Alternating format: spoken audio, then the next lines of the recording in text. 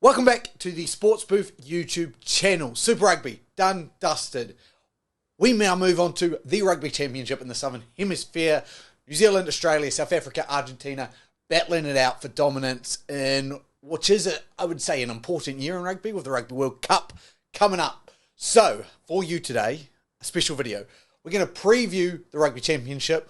So we're going to look into, I guess, all the games, all the teams, the schedule, the referees, the players, select kind of the best 15 for each team that we can see on paper at the moment.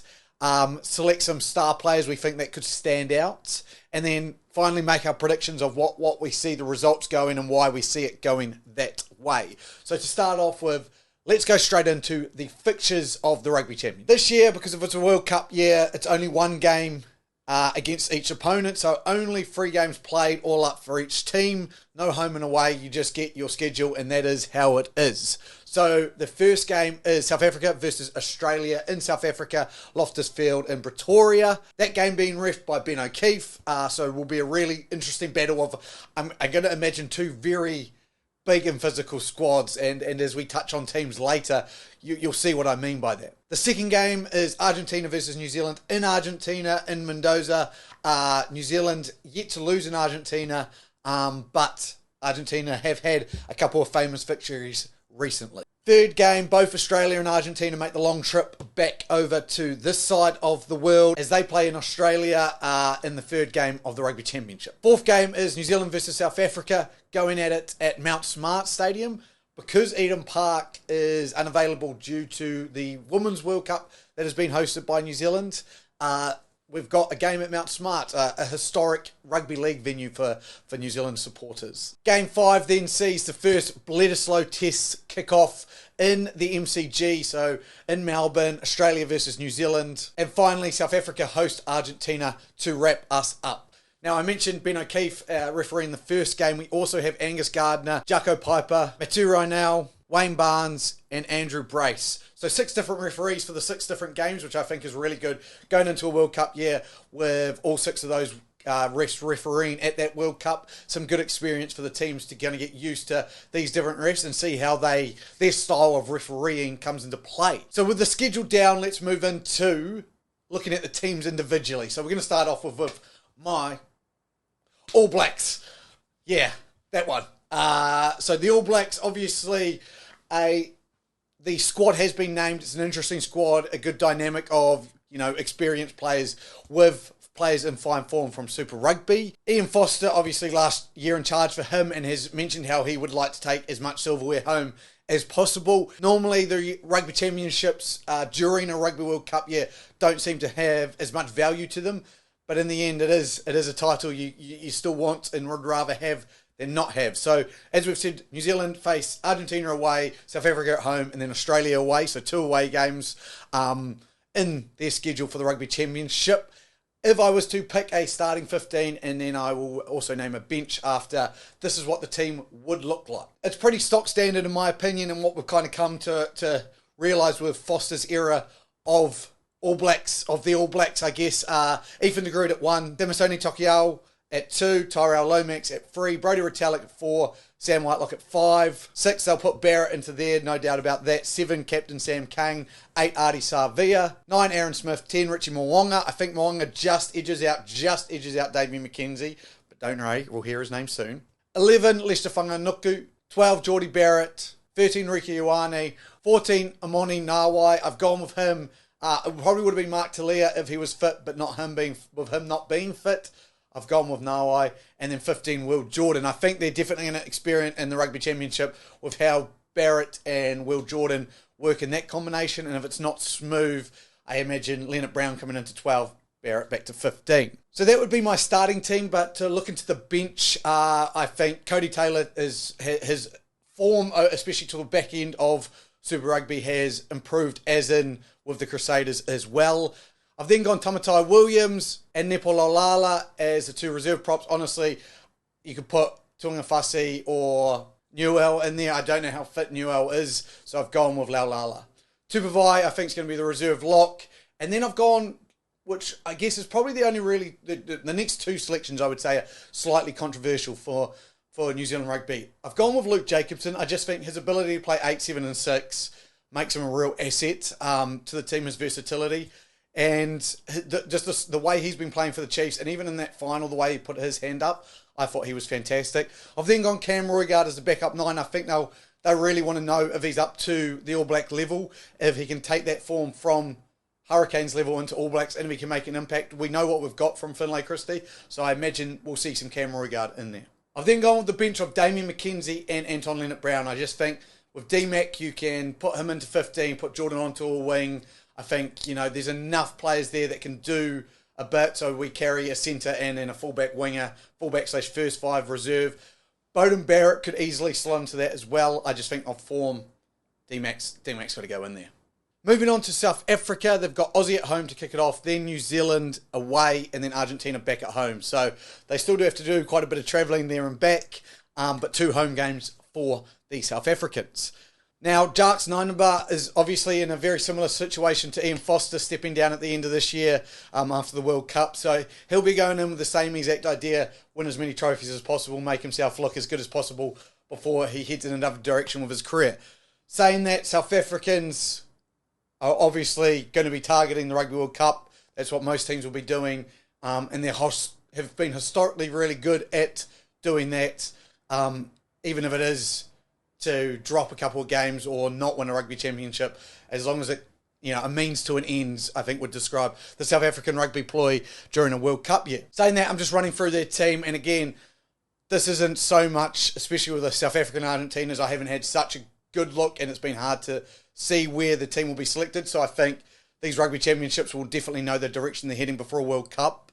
But it's a pretty stock standard team, to be honest, in my opinion.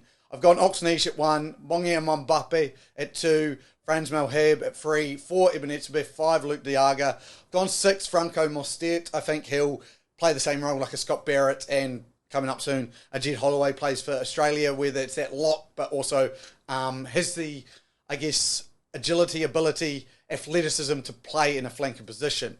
Peter Steph Dutoit at 7, Duhane Vermeulen at 8. Yes, I've gone with the big monster there. 9, I've gone Jaden Hendricks. I'm such a big fan of Hendricks. I know people want Faf de Klerk there, but I just think Hendricks, the way he plays the game, he's been incredible in a South African jersey. 10, Andre Pollard. 11, Kurtley Ardenes. 12, Damien Deande. 13, Lakano Arm. 14, Cheslin Kobe. And 50, Damian Williams. That team, I think, pretty much selects itself. Mbimpi could easily be in there as well. You wouldn't lose much with the wingers there. And honestly, wingers, I don't think, or outside backs is such a problem for the South Africans. On their bench, and we know how utilised they make of their bench. So they've got Malcolm Marks, probably one of the best hookers, if not the best hooker in the world, coming out off there. I've gone Thomas Tutua in one of the props with Stephen Kitsoff as the other reserve prop. I've then gone RG Sneidman as the reserve lock, Jasper Wiesper as the reserve flanker, Faf de Klerk as the reserve 9. Then I've done a similar thing with the South Africans as I think the New Zealanders would do. I've selected a centre and a first 5 playmaker fullback. So I've gone Willie LaRue as that first 5 fullback playmaker ability. Could easily slot in, and you can move, obviously, with the ability of Willemisi to play everywhere. He can move around, so they've got lots of options there. And then Andre Eastenhausen's been in fantastic form for Harlequins, so I've put him in there on the reserves as well. Again, definitely not someone who is big on, South African rugby and knowledgeable about South African rugby to a whole, so I'm sure there'll be some selection mistakes I've made in there, but just looking at what I've been able to pull, this is a team I think could definitely do a job. All right, the Aussies. Now, Coach Eddie, Uncle Eddie, has got his way, and he's named 5 overseas players in the squad, which is up from the 3 they had before that. And I think they're going to use those players big time. And I think they're going to have a very large pack go into that South African game, which is going to be huge for them. So I've gone for them, James Slipper at 1, Dave Poruki at 2, Alan Aleatoa at 3, easy. Richie Arnold makes his debut at 4, Will Skelton at 5. I've then gone Jed Holloway, again, as I've said, that's 6. That can also feature as a lock player, big line-out player, 3 options in the line-out, makes it an easy. Hoops gets to go at 7, obviously one of the co-captains, and Rob Valentini at 8. No doubt about him. Nick White at 9, Quade Cooper, I think they'll start with that. I've made a bit of a choice here, but it's just because of what we've been hearing from Eddie recently about Suliasi Vunivalu. Eddie's obviously talked him up and believes he's a big player in the game, so I think he'll get a selection and a start somewhere in there. I've gone then Karevi at 12, Ikitau at 13. I know Karevi was selected in that rehab group, so we may not see him in the Rugby Championship or even in the earlier games, but I put him in there just to feature. Then Korobeti, and I've gone Callaway, also named in the rehab group at fullback. If Karevi's out, Faketi slides in there. If Callaway out, Tom Wright slides in there as well.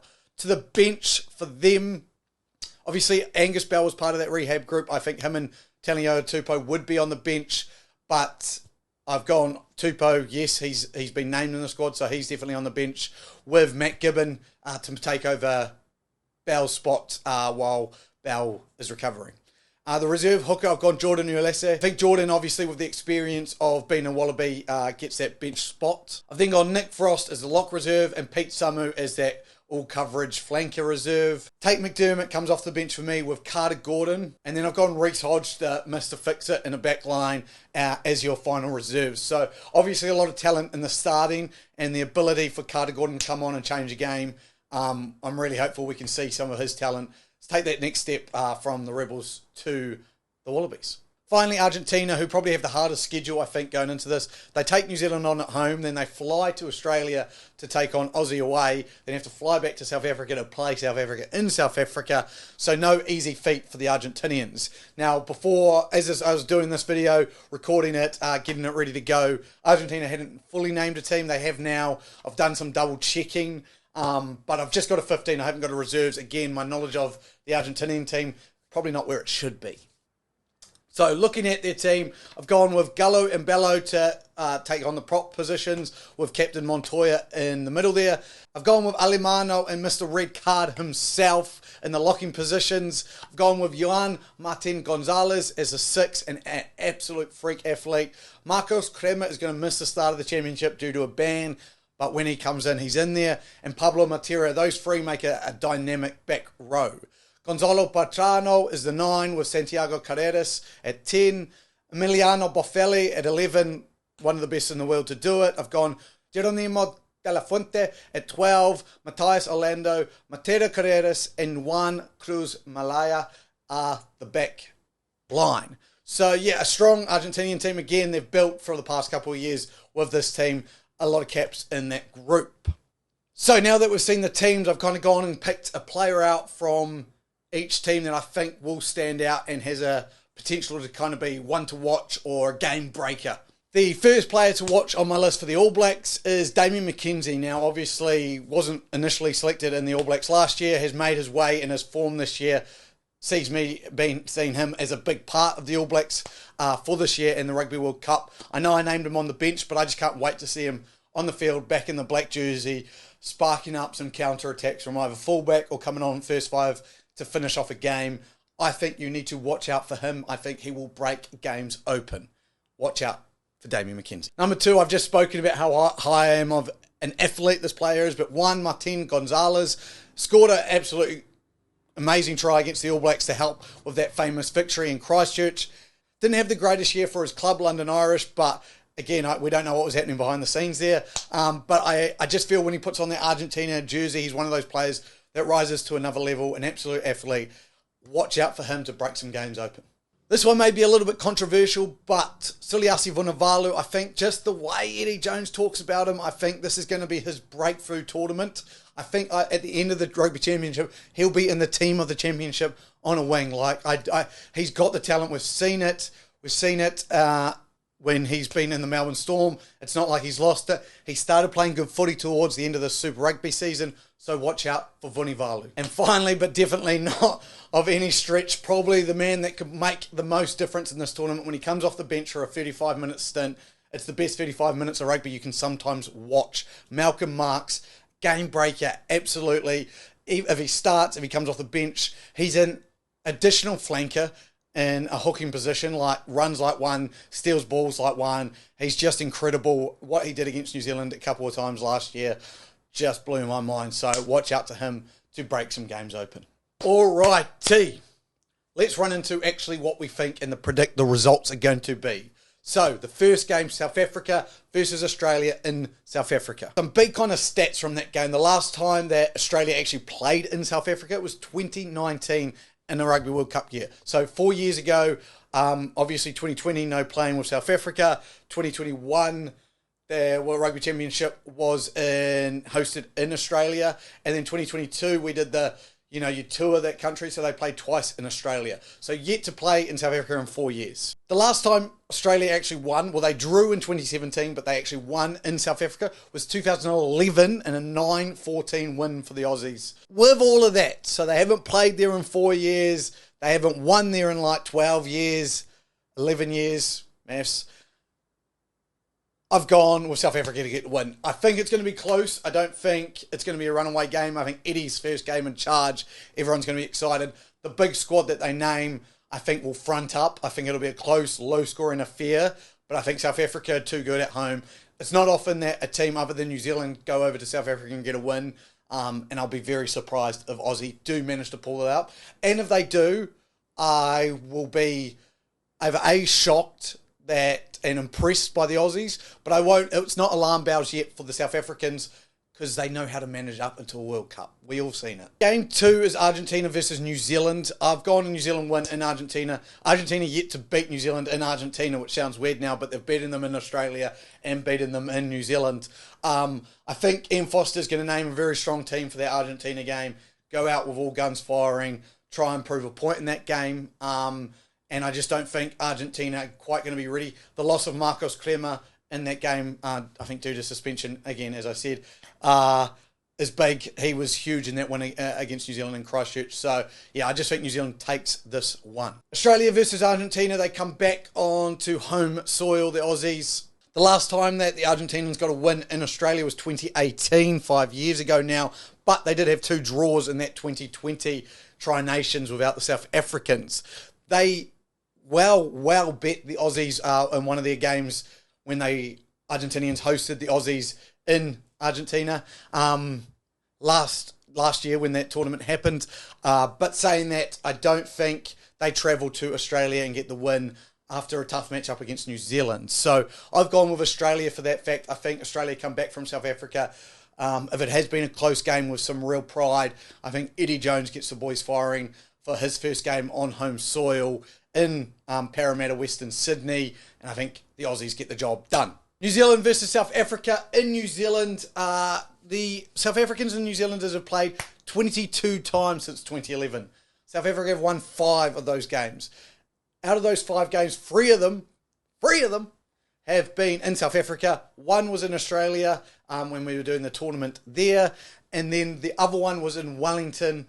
And so saying that, All Blacks historically haven't played well in Wellington. So what I've got here is at Mount Smart, obviously not the Garden of Eden, so it does make it a bit more interesting, but I think All Blacks get up for this one. I think this is the big one for them in this Rugby Championship. They deliver on home soil against South Africa, the only home soil game of the Rugby Championship for them.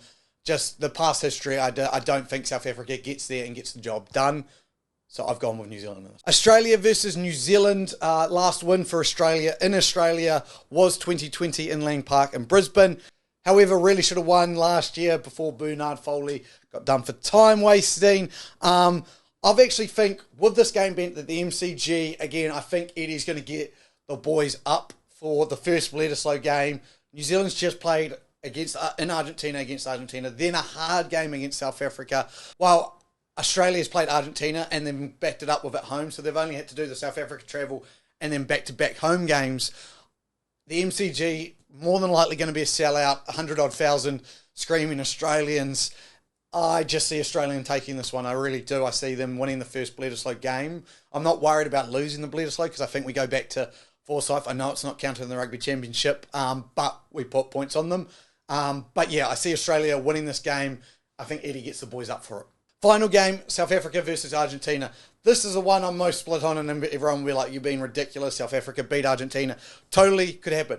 However, 2015 was the last time that Argentina beat South Africa in South Africa during the Rugby Championship in a World Cup year. Now, I know in 2019, South Africa went to Argentina and obliterated them, but it is an interesting stat to keep up that the last time South Africa hosted Argentina in a World Cup year for the Rugby Championship, they lost.